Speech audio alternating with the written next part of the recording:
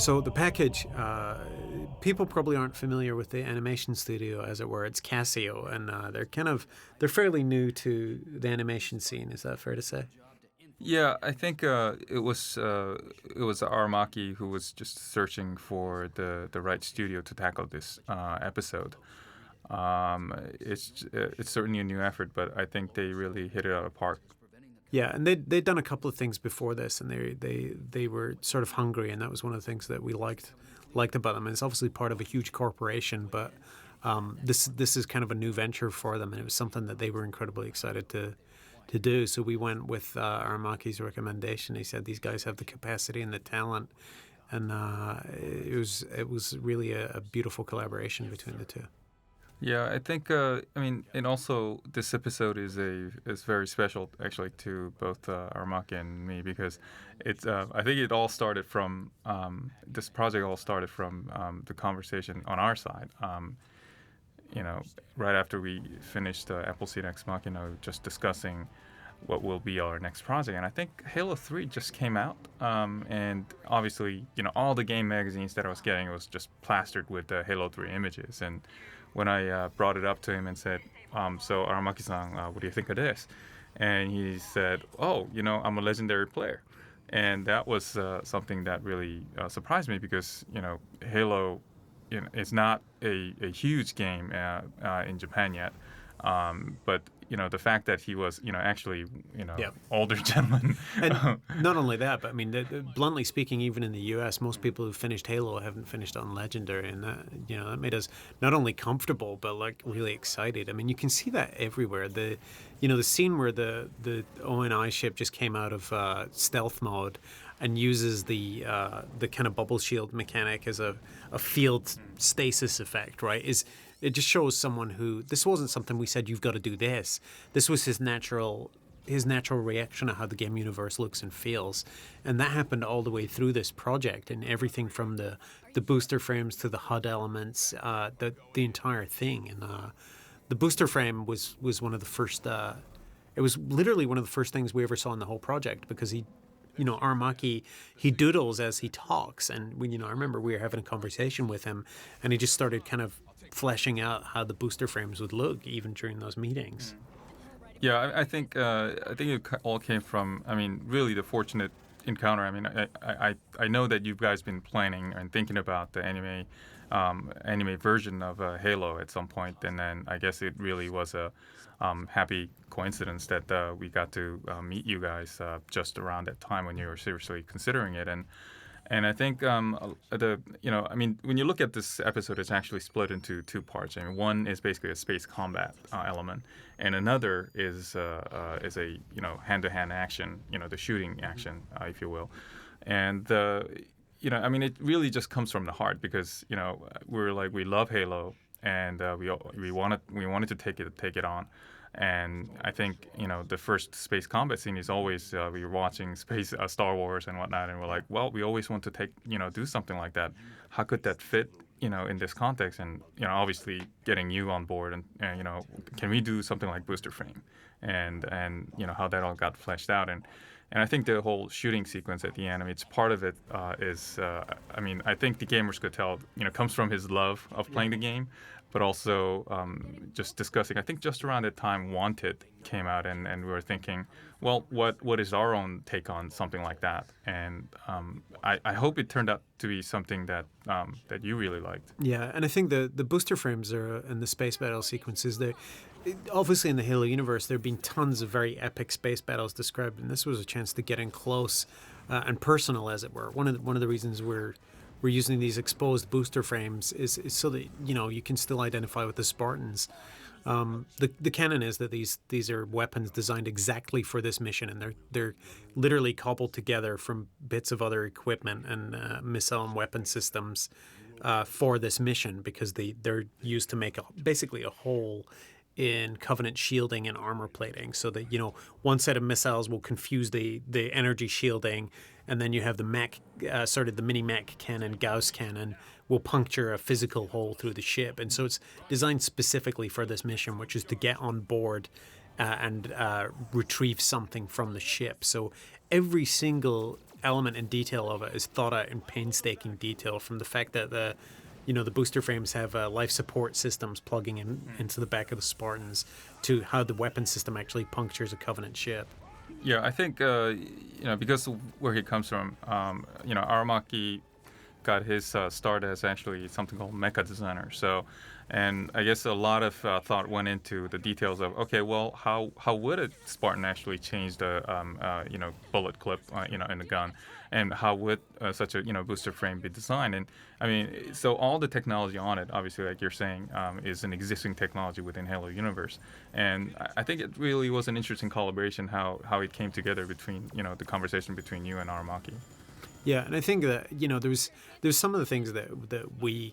I think that having the chain gun on there was partly our suggestion, wasn't it? It was in the middle of a conversation. And he was looking for another weapon, and we ended up having this really weird conversation about what would be the effects of recoil from bullets, and the sort of rotational aspect of the chain gun in space. And we ended up talking to a physicist about it, and it was like he basically gave us the okay. He's like, yes, it would be fun. It might not be the most sensible thing to have in space, but it would certainly work.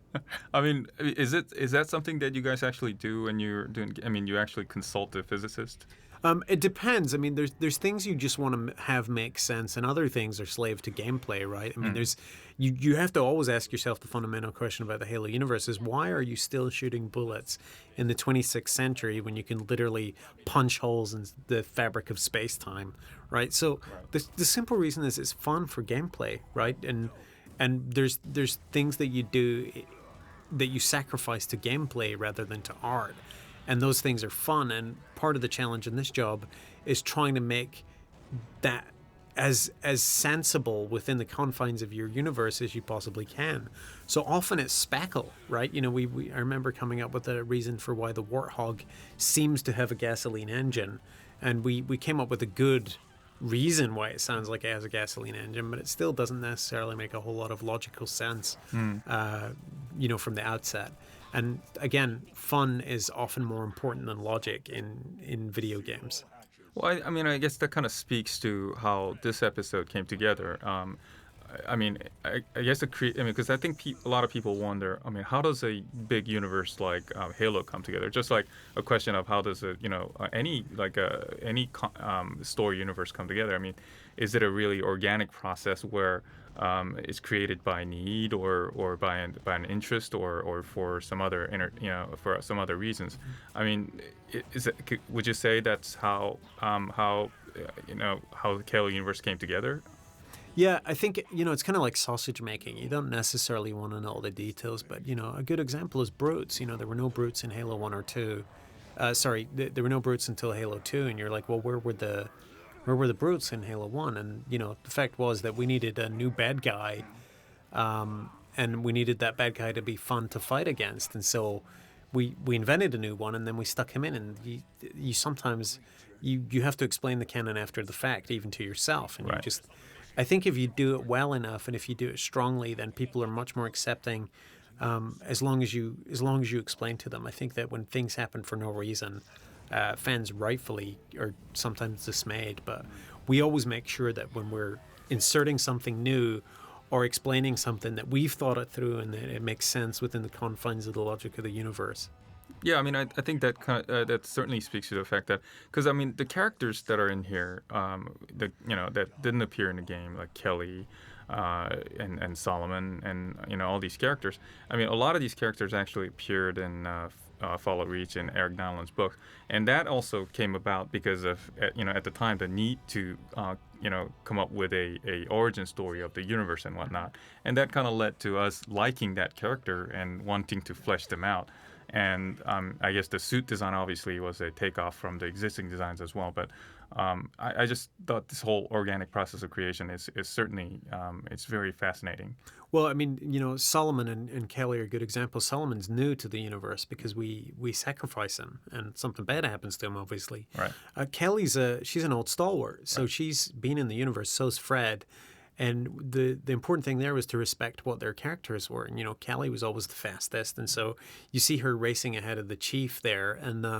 And Fred was always the best with with knives, and we just made sure that the important aspects of their action personas, as it were reflected in here. And of course, the big revelation towards the end of the package is what the package actually is, and it's Halsey, which takes us back to the what does Halsey look like discussion. And we went, very well, we went back and forth with Cassie on this one, and Aramaki. Halsey was one of the first things that we ever saw in the entire Halo anime project. They did an animation test to show us that they could do faces in this anime CG style. And the first face that they made was Halsey's. And so we had this emotional expression test of Halsey that's been sitting in the archives for a long time. And it was redhead.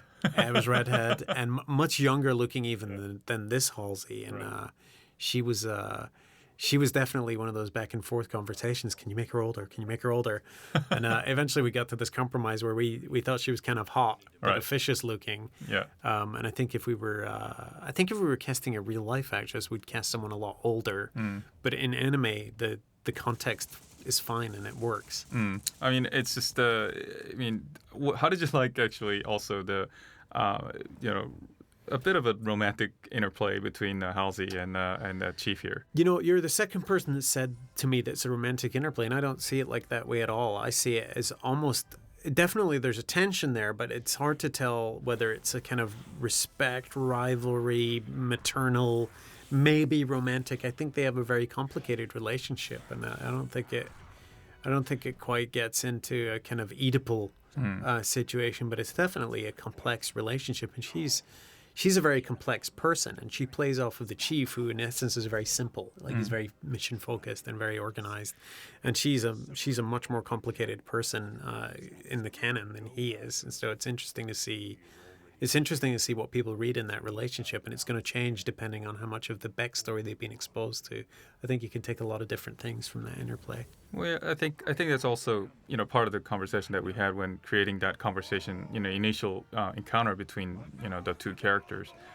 We deliberately wanted to keep it with tension, but also basically having Halsey cut off any emotional sentiments that the Chief might have had, and then wanting to keep on the conversation. But so yeah, I saw that, and I know we've been having that conversation. But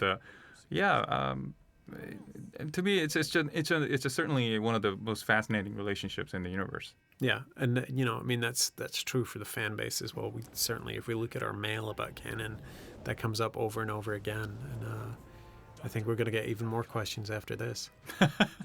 Well, she does say it's only the beginning, so. Yeah, and the very last scene in this is obviously an homage to Halo 1, where they're rescued by the decloaking ONI ship, and then the very last scene that you see is all these Spartans getting together in the sort of bridge of the ship and taking off their helmets, and at the very end of Halo CE, Combat Evolved, that's the last scene you see, but it's just the Chief on his own. And that was another testament to Aramaki's kind of obsessive, detail-minded love for the universe. Was he just automatically felt that should be the homage at the end? Yeah, and I think if you're a fan, you would definitely notice a lot more homage, within this episode. So. Yeah, I mean, it certainly was really fascinating just seeing this episode come together. But I gotta say, this being the last episode, it really has been an honor and just a dream come true to really be able to take on this project. I think for everyone involved. So thank you, Frank. The honor's all yours, Joseph. No, I second that. It has been an absolute blast, and an education and an amazingly eye-opening experience.